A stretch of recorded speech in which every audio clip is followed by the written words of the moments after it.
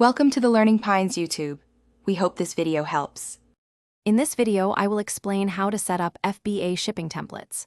First, navigate to your Seller Central account and locate the Settings menu. From there, select Shipping Settings to begin. You can create up to 20 different shipping templates to manage various product types or shipping strategies.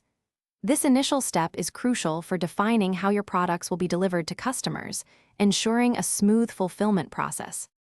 Next, you'll define your shipping regions and service levels. You can choose which areas you want to ship to, from continental regions to specific states. For each region, set your desired service levels, such as standard or expedited shipping. Standard shipping typically has a transit time of 4 to 15 business days, while expedited options offer faster delivery, often within 2 to 5 business days. Now, let's set your shipping rates. You can choose between item-based or weight-based models. For instance, you might set a flat per shipment charge of $4.49. Then, add a per pound charge, perhaps 50 cents per pound, or a flat per item fee.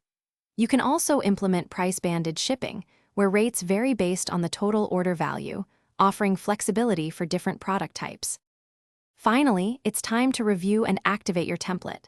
Double-check all your settings, including regions, service levels, and rates, to ensure accuracy. Once satisfied, save your template. Remember to assign this new template to your FBA products within your inventory management. This ensures your products are listed with the correct shipping options, providing a clear delivery promise to your customers. Thanks for watching. Consider subscribing if we helped you.